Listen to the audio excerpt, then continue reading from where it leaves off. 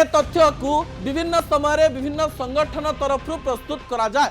धर्मनिरपेक्षता को विश्वास करुवा लोक मैंने एक कथा को भारी नकारात्मक दिगरे नियंती जे हिंदू एकाठी हुआ, कारण यही कथा को यही प्रकार परिप्रकाश करा जाए जदि विश्व रे अन्य कोनोसी धर्मर व्यक्ति मानक उपरे कोनोसी प्रकार क्षति हुए सही समय रे सही धर्म को विश्वास करुवा लोक माने एकाठी हबार दृश्य आमे देखिचु।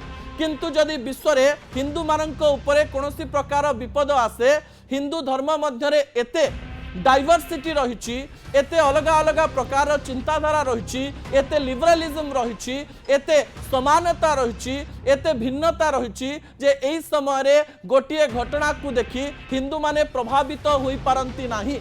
कारण हिंदू धर्म रे एते लिबरालिज्म अच्छी जे अन्य देश रे थिबा हिंदू प्रपीड़ित हेले हठात जड़े हिंदू को दुख लगे नाही।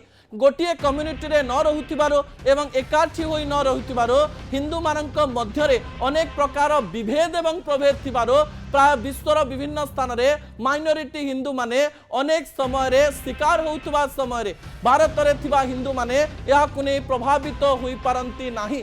तबे एही समय रे कुहा जाउची एकाठी रहिले समस्ते स्थिर रहिबा सहित विश्वर अन्य शक्ति माने मध्य याकू डरिबा आरंभ करिवे।